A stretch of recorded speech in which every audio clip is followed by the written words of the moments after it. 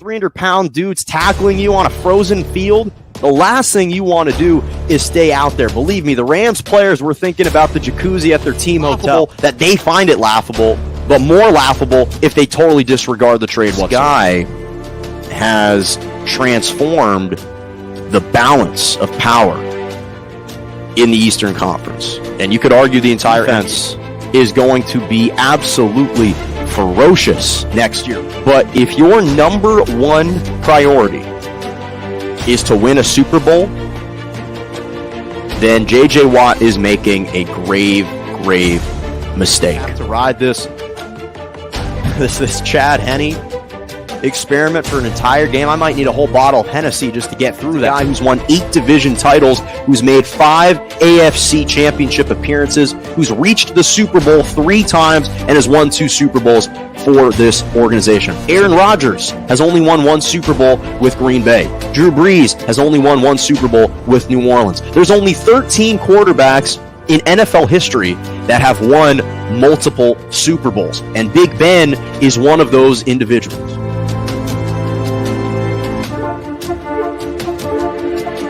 Good morning and welcome to Morning Joe right here on J&J Media Network, Facebook Live, Twitter, and on YouTube. I'm Jonah Malkin with you every single Monday and Wednesday morning, 11 a.m. to 12 p.m. Eastern Standard Time, 10 to 11 Central, and 8 to 9 a.m. Pacific. A lot of news to discuss today in tennis. Novak Djokovic winning his 19th Grand Slam. Le'Veon Bell with some interesting comments about a coach that is pretty universally revered across the NFL and Andy Reid, and much more in the NBA. The playoffs have been rolling. They've been so much fun to watch so far, and that's where we begin today with the Phoenix Suns advancing to the Western Conference Finals after sweeping the Denver Nuggets in 4 games with a win in Game 4, 125-118 last night.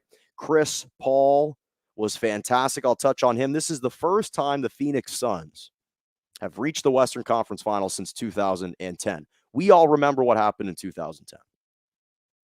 Lakers ended up beating the Phoenix Suns in 6 games. That was behind Meta World Peace, whose name at the time was Ron Artest. Hit that buzzer beater after Kobe airballed the 3 at the end of Game 5. It was a tremendous comeback. That season, 2010, was the last time that the Phoenix Suns had reached the Western Conference Finals. And CP3 shined the brightest yesterday in the clutchest time of the season, in the biggest moment of the year, drops 37 points on 14 of 19 shooting to lead the Phoenix Suns. He was absolutely sensational, just a wizard displaying absolute mastery and skill. His performance was not only magical and marvelous, but what it did was further illuminate the value that he has on this team. 9 for 9 from the free throw line in 4th quarters in this series for Chris Paul. He has scored 43 points in 4 games in the 4th quarters on 16 of 19 shooting from the floor. Is Chris Paul in the series in the postseason? This is a guy who was banged up just 2 weeks ago against the Lakers with his shoulder. And I've always felt that Devin Booker is the most talented player and overall the best player on the Phoenix Suns. There's no question about that. But when we talk about value and who's the most valuable player, I've been consistent in saying that Chris Paul is that guy. Chris Paul is the most valuable player for the Phoenix Suns. And this postseason, and this series in particular, averaging 25.5 points, 10.5 rebounds, over 3 assists per game, shooting 60%, 62% to be specific, from the floor, and 75% from the three-point line. We always laud and praise other players for their efficiency, but Chris Paul, when he's on, especially from the mid-range, is one of the deadliest shooters that we've ever had in the NBA, in NBA history. Now, I don't know if I'm willing to go as far as to say he's the greatest point guard ever, which is what Mike Malone said about him in the postgame, potentially, at least hinted at it. But the performance was absolutely spectacular, and they needed it. And Devin Booker, listen, to his credit, he's been fantastic in these postseasons. He dropped also 34 points, 11 rebounds, 3 assists in the win. He's combined to score 81 points in the 2 closeout games this postseason. 41 against the Lakers, and obviously 47 rather against the Lakers, and 34 last night against the Denver Nuggets. But this is what I've always said. And by the way, Chris Paul just became the oldest player ever at age 36 to score 35 plus points per game on over 70% shooting in the playoffs since 1965, surpassing Kareem Abdul-Jabbar and LeBron James in both of those categories. So, but this is what I've always said about Chris Paul. We knew what this Phoenix Suns team was without him. We've seen that. We've seen that story before. They were atrocious. They were the lowly, sorry, moribund franchise, the Phoenix Suns. This was a team that was tanking, and last year they were barely scraping the barnacles of the playoff picture last year. And I've always said this about championship teams, that you need a bit of good fortune to win a championship. Championships are so fickle, and they're contingent on so many things going your way. Just ask the Brooklyn Nets, which I'll touch on later in the show coming up after this segment, is how ephemeral your window can be to win a championship. And so many breaks have to fall your way. You have to be a little bit fortuitous as far as the shots, as far as having different bounces go your way. And the Phoenix Suns have been on the right end of that up until this point, perhaps a favorable call. Right? I mean, when you think back to you can look at recent history in the NBA, dating back to 2015. That's all you have to look back to see that in practically every single season, with the exception of one, the past 6 seasons, you could argue injuries determine the outcome of the champion. 2015, Warriors and the Cavaliers, Kyrie Irving, broken kneecap, Kevin Love can't play. It's LeBron carrying Matthew Dellavedova, extending the Warriors to 6 games. The following season, different breaks go the Cavs' way. Draymond Green is suspended in Game 5. I, for one, think the Warriors would have won an NBA championship in 5 games if Draymond Green was playing. We'll never know. Right? In 2017, 2018, when the Warriors lost to the Raptors, KD, Clay, they go down. Raptors probably aren't winning that championship with those 2 guys out on the floor. I'll be consistent, even though I'm a Lakers fan. Last year, the same argument can be applied. Against the Miami Heat, no Bam Adebayo, and Goran Dragic for the majority of the series. So injuries play a role. And the reality is, champions do get a bit fortunate in that way. And right now, everything is breaking perfectly for the Phoenix Suns. Now, again, think about their path. You face a Los Angeles Lakers team with pretty much without AD for half the series, especially in the second half of the series when you needed him, even though the Lakers were up 2-1 in the series with him. You have a hobbled LeBron James, a compromised LeBron, no Jamal Murray in the second round. Obviously, the Utah Jazz and the LA Clippers seem to be pretty formidable and healthy, although Donovan Mitchell's ankle, he obviously hurt that ankle, tweaked that ankle, but everyone's dealing with different injuries like that. But then in the Eastern Conference, we're starting to see the Brooklyn Nets be a little bit more vulnerable. And they've started to all of a sudden hit the injury bug and be ravaged by injuries. Harden and KD and Kyrie now gone. We don't know for what extent and for how long. So when you're the Phoenix Suns, again, it doesn't discount what they've done, and it wouldn't discount what they've done if they were to go on to win a championship. But what it highlights is the importance of having that good fortune, being blessed by the NBA gods in a season. In order to win the championship, things have to fall your way. And right now for the Phoenix Suns, they have. Here's the other thing. And I'm going to touch on the Nikola Jokic ejection in a moment. But again, whether or not they go on to win this game with Nikola Jokic or without, the Phoenix Suns were clearly the better team in this game, in this series. They're up 83-75 at that point in the ball game with about 3-something remaining in the third quarter. The Phoenix Suns, and this is where you start to see the biggest discrepancies between average teams and good teams, between championship teams and teams that lose in the first round. The best teams across any sport and the best coaches are the ones that make the best second half adjustments. This second half, the second halves of these playoff games for the Phoenix Suns against the Denver Nuggets, the Phoenix Suns have outscored the Denver Nuggets by 34 points in just the third quarters.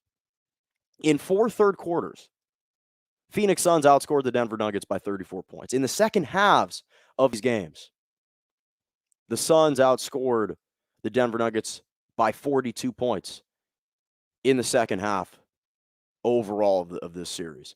So they were clearly the much more formidable team. And again, any professional team can have a great first half. It's about those second half adjustments. So big time congratulations to CP3. He was phenomenal. To Devin Booker. Then that's the other thing. You add in the storyline surrounding CP3 chasing that elusive championship. Just such an underrated, underappreciated basketball player. Monty Williams, the trials and tribulations, on a personal level that he's had to endure, the losses that he's had to endure, not just on the court, but off the court. And I'll leave it at that with him. So the adversity that they have had to overcome in this Phoenix Suns organization, Devin Booker, the narrative shifting that he's no longer a winning player. Yes, you need a guy in CP3 to come help turn that tide in your favor and to shift perhaps that epitaph for Devin Booker down the line. But he's played big. Jay Crowder, crucial veteran player, the role players. Big congratulations to CP3. The last time, this is just the second time in his career that he's reached the conference finals. Of course, he reached the Western Conference Finals with the Houston Rockets in 2017, but he pulled his hamstring with the Rockets up 3-2. So it appears that he's going to be a little bit healthier now, which is good. They're going to get ample rest, at least a week off before they face the winner of the Utah Jazz and the Clippers. So big shout out to Monty Williams and the Phoenix Suns.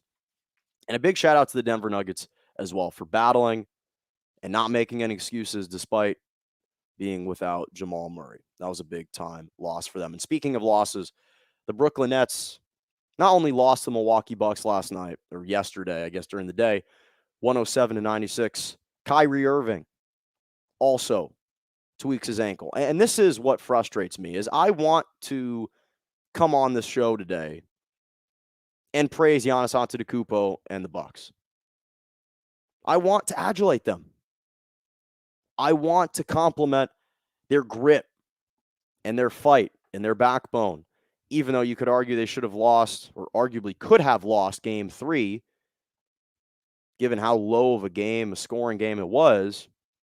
But all of that now is overshadowed by the fact that Kyrie Irving tweaked his ankle. I wanted to come out here and say Giannis was starting to improve. The team was starting to play better. Drew Holiday, I love the defense that he's been playing. But instead, all of that is now overshadowed and overlooked because of Kyrie Irving's injury. Now, Giannis still can't shoot. I'm sorry, he still can't shoot, and I love him to death. 34 points, 12 rebounds. They needed all of that. And to his credit, he's been getting to the rim, but still 1 for 5 from the three-point line, 5 for 10 from the free throw line. He still can't hit from the outside. But instead, unfortunately, it puts into question the validity of this win, because you look at this team and the expectation was that at least Kyrie Irving and KD would be playing against the Bucks. We knew Harden wasn't playing in this game. And according to stats, and this is really important, 19% of the NBA stars this year, again, this falls under the criteria that the NBA deems as stars in the NBA. 19% of stars in the NBA were either injured or missed extensive time due to injury this year, which is the highest ever percentage in NBA history. Now, I'm not mentioning this, and I'm not going to go reveal and present this diatribe to scorn Adam Silver of the NBA. But this does highlight that we as NBA fans have been deprived in this matchup, because this is not a level matchup and the 100% fair sold matchup to us. Obviously, no one feels badly for the Brooklyn Nets. They're still a star-studded team. No one feels badly for them that, oh, all of a sudden you can no longer play with James Harden and Kyrie Irving and you have to settle on Kevin Durant. No, but the reality is, because of this truncated and abridged season, because they've crammed so many games into such a short window, teams clearly haven't been full healthy. And it's caught up with them in the second half of the season and in the playoffs. And I'll be honest, if the Brooklyn Nets can no longer go without, if they have to continue these playoffs without Kyrie Irving, or at least this series without Kyrie Irving, they're in trouble. I don't think they're going to beat the Milwaukee Bucks without Kyrie Irving. Because reality is, no James Harden. Maybe Kyrie Irving is going to be hobbled and limited at best. Probably won't play Game 5. Maybe is in time for Game 6. We'll find out today what type of grade of a sprain that it is. But that's the unfortunate reality as NBA fans, is it's hard to evaluate this game and this series because now you're taking off two of the three stars on the team. This isn't the Brooklyn Nets. This is the Brooklyn Net. So I want to adulate the Bucks in this game because, again, this was a must-need for them. And psychologically, this delivered a huge boost for them. But it's difficult to do that when I'm looking at their opponent and 2/3 of their big three are out of the game. Now, here's the one thing that's a silver lining if you're the Brooklyn Nets. And there's one silver lining if you're the Nets and if you are Kevin Durant. And that is, well, now you have the opportunity to show that you can lead a team to a championship. That's been the only knock on Kevin Durant throughout his entire career. He hadn't been able to show up until this point that he truly can be the one to lead an NBA team to a championship. In OKC, he and Russ came very close. They reached the NBA Finals, lost to LeBron back in 2012. And when he joined the Warriors, sure, he was the best player, and he played the best basketball in the finals. But to lead the Warriors to that point, that he wasn't tasked with that responsibility. That was Steph Curry. Steph Curry was the captain, the leader of the team. So this is the one opportunity he's going to have to be able to say, hey, no Kyrie, no James Harden. All I've got behind me are Joe Harris, Blake Griffin, Jeff Green, Chioza, and Bruce Brown. Those are the guys I got to go to battle with. And we'll see if he can overcome those absences and lead this Brooklyn Nets team to a championship. Because the bottom line was, to me, he really wasn't that good yesterday. Yes, he finished 28 points, 13 rebounds, and 5 assists, but his efficiency was down, 9 for 25 from the floor, which isn't terrible, but by his standards, well below what we expect from him. But he was 1 for 6 from the three-point line.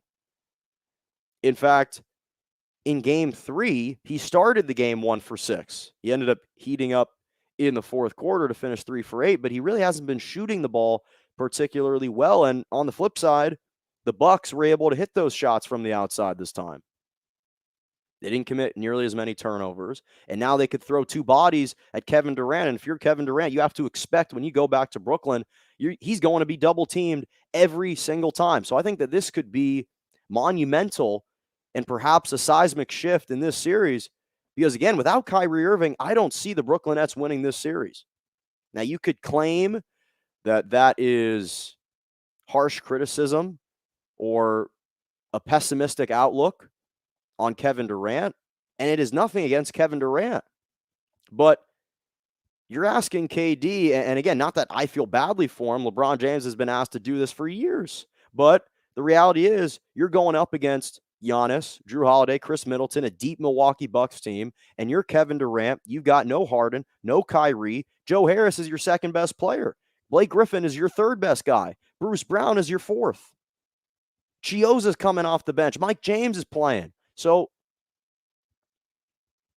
they've got their work cut out for them, but I will say that the Milwaukee Bucks, if Kyrie Irving cannot play, the Milwaukee Bucks better win the series. The pressure now shifts to Milwaukee if Kyrie Irving can't play the series. Now, obviously, us as media members and as fans will still heap a lot of pressure on KD because we expected the Brooklyn Nets to win. But without Kyrie Irving, I mean, again, the Nets are in trouble without him. They are absolutely in trouble without him, and the Milwaukee Bucks are now, just like the Phoenix Suns, getting a bit fortunate and being primed to perhaps reach the NBA Finals. They're in a golden spot and a big opportunity here. And I want to stick with the NBA a bit because Denver Nuggets, I mentioned, got swept by the Phoenix Suns last night. CP3 was fantastic, but a lot of that game was a little bit marred by Nikola Jokic and his questionable and controversial ejection that occurred in the game, 83-75, midway through the third, kind of with about 3 minutes to go in the third quarter, and Nikola Jokic was ejected from the game. Now, this is what I'll say. We know that across all sports have been trying to enhance player safety, implementing different rules and regulations to protect players. The NFL, no hits above the neck and head area, right? Targeting calls gets called all the time for hits across the face or to the helmet. And in the NBA, they've also taken initiatives to try and limit and mitigate the injuries that could be sustained by players due to the mere brute physicality of the game, right? No hand checking. And so now that the rules have kind of been reeled back in a little bit, or actually they've been more stringent, but in the sense that you can't be nearly as physical with players anymore. Maybe in the 80s, 90s, or early 2000s, a hard playoff foul stays a hard playoff foul. Now that's assessed a flagrant 2 as opposed to a flagrant 1. But to me, this was an atrocious call. Because whether or not you think the Denver Nuggets could have gone on to win this game, and by all accounts, that didn't necessarily seem to be the case. The Suns were up by 8 at that point. But again, that's irrelevant at this point. That's a trivial matter. The reason why this is an atrocious call is because it wasn't a flagrant 2. It's that simple. The NBA deems and defines a flagrant 2 foul as unnecessary and excessive contact. Their definition, unnecessary and excessive contact committed by a player against an opponent. Was that foul unnecessary? Absolutely. Was it excessive? I mean, yes, there was a windup, but he swiped the ball. When you take a look at the replay, sure, there is a windup, no doubt. And he was frustrated he wasn't getting calls on his end.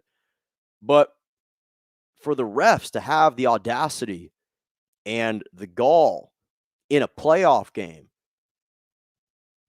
with the season on the line and to look at the replays and to see that, yes, there was some contact to the face area, but the swipe occurred on the ball, to assess a flagrant 2 foul to the newly awarded MVP of the NBA on a nationally televised game at home in the playoffs and say, go get in the showers early, is preposterous to me. Again, if he totally missed the ball and he made complete contact and swiped Cameron Payne across the face and he didn't make any attempt to hit the ball, kind of like what Andrew Bynum did when the Lakers got swept against the Dallas Mavericks in 2011, and J.J. Barea is driving it up to the lane, and Andrew Bynum just gives him a gut check right to the neck. Okay, if it's something like that, yeah, eject the guy. If it's a regular season game, absolutely, take a seat, go to the showers early. This is a playoff game. And even if you want to take even if you try to not look at the situational part of this thing and the aspect, and just look at the actual play,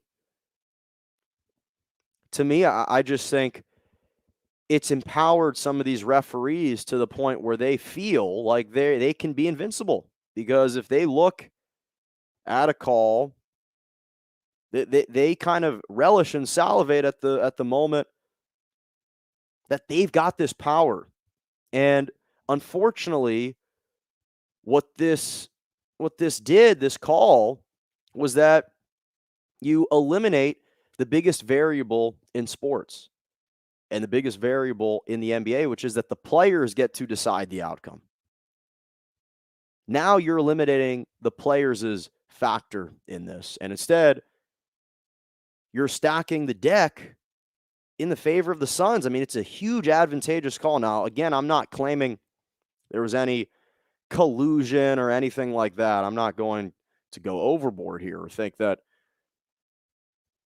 there were some nefarious activities going on and some collusion going on between the Suns and the refs. No, I'm not going to go that far at all, by any means. Not at all. But the refs feel empowered. Well, we need to strictly adhere to our rules and regulations and our NBA policy and rules book, and that's our code. And it's just a shame because credit the Denver Nuggets for sticking with this game and still making it a competitive game. But we've seen how calls like this and how removing that biggest variable of the players can impact the outcome. Again, I mentioned 2015, 2016, Draymond Green getting suspended in Game 5. Perhaps cost the Golden State Warriors a championship. I mean, even, hell, look at Tim Duncan against the Dallas Mavericks when Joey Crawford tossed him out for smiling and for laughing. Now, those stakes weren't nearly as high. That was just a regular season game. But it just goes to show you how empowered a lot of these referees feel.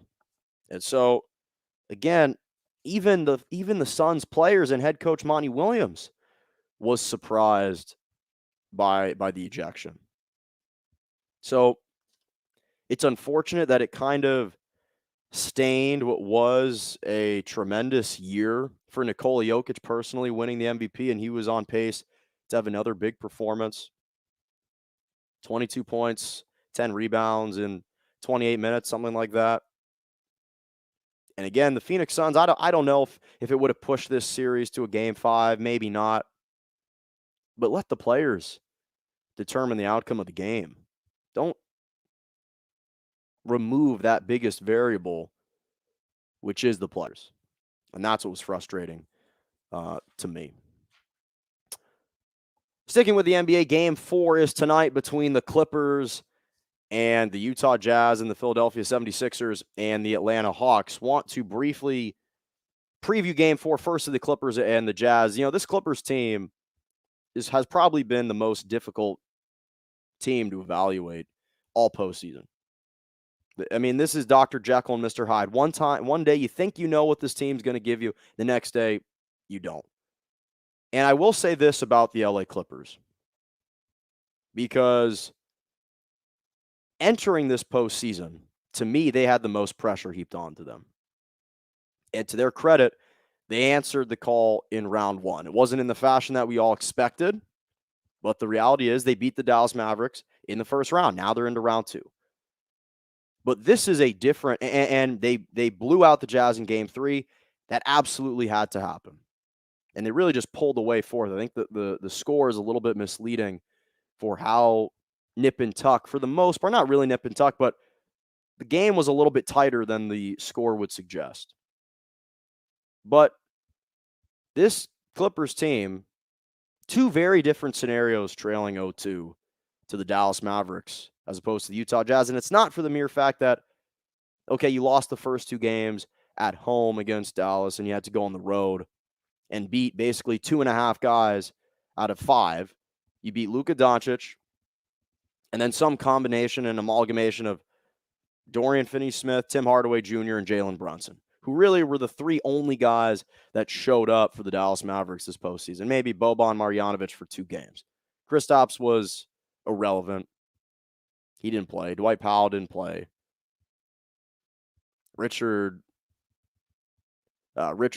Richardson really didn't do much. That's a different 0-2 deficit than 0-2 to the Utah Jazz. And again, not just because the first 2 games were played in Utah, which is a big difference. You have game 4 on your home floor. But this is a deeper and a much better Utah Jazz team that's got so much more depth. And the reality is this game 4 is a must win for the Clippers. This is the series right here. The Clippers aren't coming back against the Utah Jazz if they trail 3-1. This isn't the Dallas Mavericks. This is not going to happen. They will not come back from 3-1. They will not go to Utah and win 2 road games if they're trailing 3-1. That's just not going to happen. And the big key, and ultimately I do think that the Clippers will win this series. Will win game 4 rather. Scratch that. Did not say they will win the series, but they will win game 4. But the key for the Utah Jazz is Bojan Bogdanovic, because he was awful in game 3. With the game hanging in the balance, he was 2 for 10, 1 for 5 from the 3-point line, scored in single digits for 9 points. When he is at his best and actually complimenting Donovan Mitchell, who's been scorching the Clippers in this postseason, he has scored over 30 in all 3 games and over 40 twice. He's been averaging 37 points per game on over 48.5% shooting from the 3, over 50% from the floor. If Bogdanovic can complement Donovan Mitchell, now the Jazz have basically been unbeatable this year.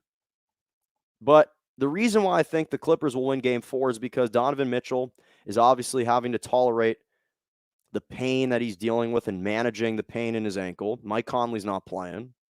So I just think that the urgency will finally kick in for the Clippers, and they'll recognize, hey, we have to take care of home court tonight. So I think the Clippers are ultimately going to win game 4. Not to mention, listen, Kawhi and PG, 34, 31 points combined. Reggie Jackson was 5 for 6 from the 3-point line. Nicholas Batum, 4 for 6. Now, I don't think those 2 guys are going to shoot nearly as well, but it doesn't negate the fact that they are playing at home. I think the level of urgency and the injuries and absences for the Jazz, I think, will play a role. But we'll see. If Mike Conley plays, that might be a different outcome. Shifting to the 76ers and the Hawks, now this is a very interesting one. This is a very interesting game. Obviously, the 76ers behind Joel Embiid's 28-9-8, won game 3 on the road. Again, the score was a bit misleading. They pulled away in the third quarter. It was a 5-point game going into halftime. But I think the Hawks are going to win game 4, and the main reason is because of the shooting. The 3-point shooting, there was a huge disparity between the 76ers and the Hawks. 76ers shot about 48% from the 3. Hawks shot 26%. Kevin Huerter was 1 for 5 from the 3-point line, finished with 3 points. I don't think that is going to happen again. I think the Hawks at home will catch fire from distance in game 4 at State Farm Arena. And I think that ultimately, I think they'll lose the series. They'll lose the series, but they'll win. They'll win game 4. They'll win game 4 for sure, is what I think. Because again, whenever I see a team that normally shoots well, and the percentages just kind of skewed so heavily in favor of another team, I don't see those odds sticking as is. Just don't. Morning, Joe. Right here on J&J Media Network, Facebook Live, Twitter, and on YouTube every Monday and Wednesday morning, 11 a.m. to 12 p.m. Eastern Standard Time, 10 to 11 Central, and 8 to 9 a.m. Pacific. Glad you could join me. I'm Jonah Malkin on a Monday. And this is, I know most of my audience, they are not big tennis fans. I am a huge tennis fan. I'm a huge tennis player. I've been playing tennis my entire life. And the Grand Slams are some of my favorite sporting events of the year to watch.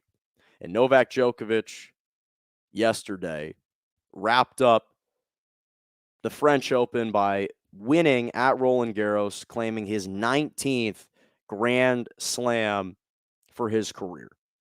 Second title at the French Open. It was an absolutely magical display. The best superlative to describe Novak Djokovic is unbreakable. This guy, his relentlessness and unwillingness to cave and the fight and the grit that he shows was absolutely tremendous to watch. And now it pulls him within one Grand Slam of Rafael Nadal and Roger Federer for the most all time with 20. Second time, as I mentioned, he's won at Roland Garros. And he rallied for the second time in this tournament from 2 sets down. He beat Stefanos Tsitsipas in the finals in a 5-set thriller that lasted over 4 hours and 15 minutes. He lost the first set 6-7, 2-6, then won 6-3, 6-2, 6-4. And just 2 days prior, he beat Rafael Nadal, the number one player, the number one player on clay, he eliminated Rafael Nadal, who's won 13 Grand Slams on the clay courts. In fact, a statue was just made to commemorate his greatness in France and on these clay courts that was just erected just outside of the main Phillips Stadium. And he knocked him off in the semifinals in a match that also lasted 4 hours just 2 days prior. So 48 hours later, he played 2 tennis matches that lasted 8.5 hours. He trailed Lorenzo Musetti in the 4th round by 2 sets, and he came back to win. In fact, he was he was just absolutely fantastic. And by the way, for Rafael Nadal, that was just the 3rd time in 108 matches that he's lost at the French Open. Just the 3rd time in 108 matches. But this is the one thing. So now Djokovic, he's got 2 French Open. He's got 9 Australian Open titles, 5 Wimbledon, and 3 U.S. Open to equal 19. Now, this is why I love tennis so much, is because tennis is one of those few sports along with golf, Motor One, NASCAR, where the individual players can determine the outcome of the game. I was just talking about how Nikola Jokic and the refs can sometimes determine the outcome of a game with fouls. But in tennis, you have to execute. You have to hit every single shot. You have to be the one to provide the energy to make the plays. Can't rely on anyone else. It's only you out there on the court, you and your opponent. That's it. You have no one else to turn to but yourself.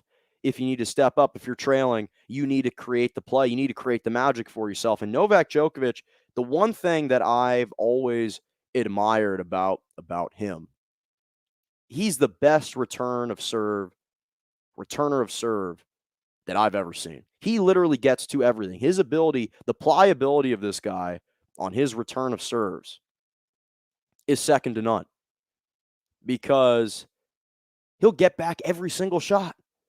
He'll get back every single shot, and it always amazes me when you watch him that how quickly he can turn from defense to offense, to be falling off the side of the court, lobbing, you going to a defensive lob, shuffling back into the middle of the court to get back into play. And if the opponent's volley or overhead isn't crisp enough, he'll take it down the line for a winner. Or if they try and drop shot him right over the net, he'll sprint over there and he'll get there. And you look at his toolbox and the repertoire that he has at his disposal, and there are no flaws in his game. There are absolutely no flaws in his game. Now, I will say this. Roger Federer, to me, is the greatest tennis player of all time. I will say that.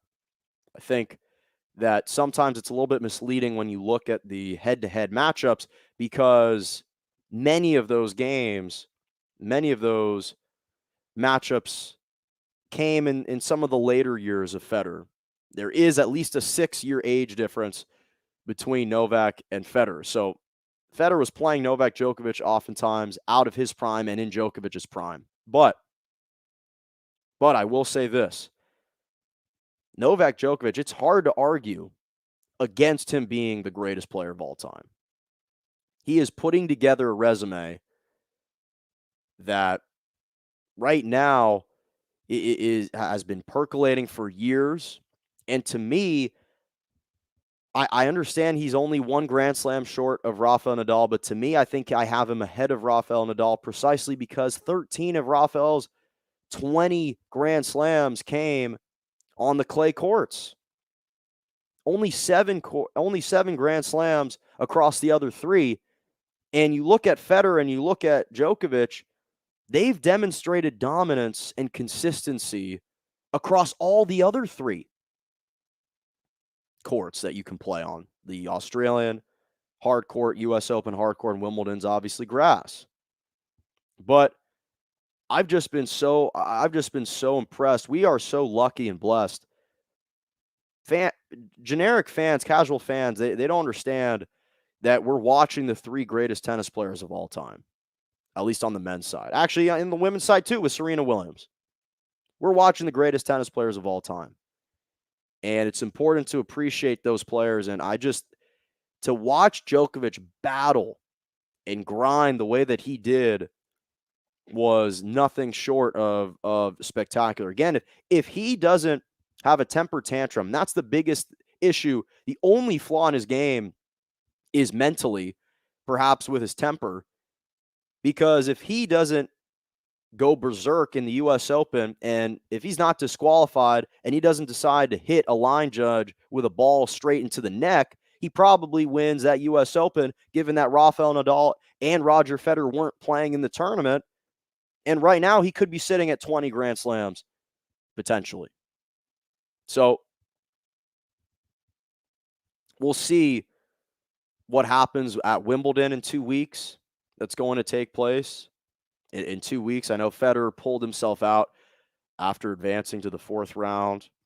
He understands his body, he understands it wasn't time to play. But this was about Novak Djokovic. And again, just unbelievable performance from him this entire tournament. And major shout out to him and his team. 19 Grand Slams, absolutely fantastic. Okay, final topic of the day, and then final regular topic of the day, and then my favorite topic of the day, Malkin's Moments. The NFL and Le'Veon Bell. Those two, nice little harmony there. Rings really nicely off the ear. Le'Veon Bell and the NFL. So Le'Veon Bell had some interesting comments. He recently aired some grievances and gripes about Andy Reid on social media. He just came out and apologized for him. Now, I will say that the comments that he did make, he had said that he loved his time with the Chiefs, but would retire first before ever playing with head coach or under head coach Andy Reid again. And he just publicly apologized, not for the comments that he made, because he doesn't regret the comments that he made, but he apologizes and regrets that he posted that to social media. That's what he said. So, because he had just kind of tweeted prior that he'd rather retire than play for head coach Andy Reid. Now, last season for the Chiefs, after he was cut by the Jets, 9 games he played in, 2 games started, 254 rushing yards, 2 touchdowns. Obviously, his role diminished precipitously. He didn't play in the AFC Championship game. He didn't play in the Super Bowl at all. But Le'Veon Bell has to understand his place and also who you are taking shots at. Because it's amazing to me what can happen in 2 seasons. This is a guy who went from, in 2017, rushing for nearly 1,300 yards, 9 touchdowns, catching 85 passes for like 650 yards, 3 touchdowns, having a tremendous season in the prime of his life at age 26, and he was looking for some long-term security. Steelers wanted to franchise tag him, and he missed the entire 2018 season due to personal pride. Now, at the time, I didn't have any problem with that. Go get your money, go secure your bag, go secure your long-term security. I totally understood that. But as time wore on, the support from his teammates dwindled and it wore off. He had offensive linemen calling him out, which normally never happens. And much of the scrutiny was aimed at Big Ben and Antonio Brown and Juju Smith-Schuster and Mike Tomlin, as opposed to on Le'Veon Bell. And then it went from a great situation in Pittsburgh to, okay, congrats, you locked up your long-term security and future. You sign a 4-year, $52 million deal with the New York Jets, and your career flames out because it went from an okay first season of rushing for like 752 yards and 3 touchdowns, caught 66 balls for 466. Those are decent numbers, but not when you're getting paid the type of money that he was getting paid to perform. And then last year was abysmal. And so he was fortunate that the Chiefs wanted to take a chance on him. And if you are Le'Veon Bell, you have to realize you are attacking one of the most well-respected and universally revered head coaches across the NFL. The reputation that Andy Reid has cultivated as being a player's coach, he's one of the most pro player coaches in the NFL. Literally no one else bashes Andy Reid. You have former running backs that have played for him. LaShawn McCoy just faced him in the Super Bowl. He was a running back for Andy Reid with the Philadelphia Eagles. Kareem Hunt gave him profuse praise and was hugging him like crazy after the Browns lost to the Chiefs in the AFC Championship game last season. Literally, NFL Films, which is an account on Twitter, they tweeted videos with the caption, "Nobody loves Andy Reid more than old running backs." And Le'Veon Bell, you're choosing to attack and berate this guy, aiming your vitriol to this guy that probably gave you another chance after you wasted away 3 years of productivity. He was unproductive for 3 seasons. From 26, he's 29 years old now, still in the prime of his career, less so in terms of his prime as a running back. And you decide to take a shot at this guy. I mean, Le'Veon Bell was on pace to perhaps be a Hall of Famer. I'm not sure if he will still get there. But for him to take a shot at Andy Reid, it's illogical. It's not smart. If you're trying to make a comeback in the NFL, you don't want to alienate all the people that potentially could get you there and alienate the guy that gave you a chance. Even Tyrann Mathieu came out and tweeted his support for Andy Reid just this morning. He said, "These fellows will blame everybody for their lack of success. That's how I know I'm built different." So again, initially I supported Le'Veon Bell throughout that entire debacle in Pittsburgh, but I can't defend him here. That's inexcusable right here. If you're Le'Veon Bell, just not a wise approach for a guy that's trying to make a comeback in the league, and also for a guy that's taking a shot against a coach that's universally appreciated and well respected in high regard in the NFL, throughout the NFL. Doesn't make any sense. Final topic, Malkin's moments. Really just a couple main ones.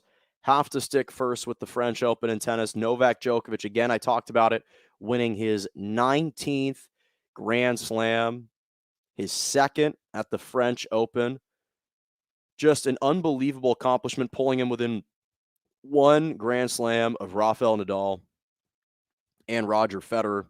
And he became one of only 3 men alongside Ron Laver and Roy Emerson to have won each major tournament at least twice, which means you're winning the U.S. Open, Australian Open, French Open, and Wimbledon at least 2 times, which is no easy feat and task whatsoever. And now, as the reigning champion at the Australian Open and the French Open, he's got an opportunity to join those 2 guys. He's halfway from joining Laver in 1962 and 1969 and Don Budge in 1938 as the only men who could win a Grand Slam in the entire calendar year, because Wimbledon's coming up in 2 weeks, and then you've got the U.S. Open in late August, early September.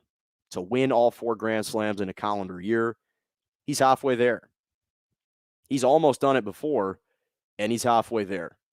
And then I mentioned that he came back twice, trailing 2 sets down, which was unbelievable. He's the first man in the professional tennis era to come back from 2 sets down in a major and win the Grand Slam. He's the first man to ever do it in the tennis era, after facing a 2-0 set deficit in sets. So what was even more impressive, I mean, listen, he's 35-10 in 5-setters, including a men's record 32 wins in Grand Slam matches that have gone to 5 sets. And what makes it even more special is that at the end of the game, he gifted a young fan that was sitting courtside his racket at the end. Apparently, the fan was providing words of encouragement and even tactics, offering some tactics as far as what Djokovic should do to Tsitsipas, advice that he had, and Djokovic gifted him with the racket that he used to play with, which is just such a generous gesture. And apparently that racket, according to some verifiable coin collector, the racket is valued at around $50,000 already, apparently. So good for the kid. Great gesture from Novak Djokovic to gift the racket to the player. Then in the NBA, just 2 Malkin's moments. Joel Embiid, as I mentioned, 28 points, 9 rebounds, and 8 assists. The reason why that's significant is because with that, in the Game 3 win over the Hawks, he became just the second 76ers player in franchise history to average 35 points and 10 rebounds over a 3-game playoff span, after Wilt Chamberlain, according to Elias Sports Bureau. And then Chris Paul became the oldest player at age 36 to score 35-plus points over 70% shooting since 1965 was the last time that was accomplished. So that's all the time that I got for you today. Thank you so much for joining me every Monday and Wednesday right here, Morning Joe, on YouTube, Facebook Live, Twitter. I'm Jonah Malkin. Make sure to subscribe to my YouTube page, Morning Joe with Jonah Malkin. Follow me on Twitter at morning _ Joe _ or at Jonah-Malkin on Twitter. And as always, have a lovely rest of your morning.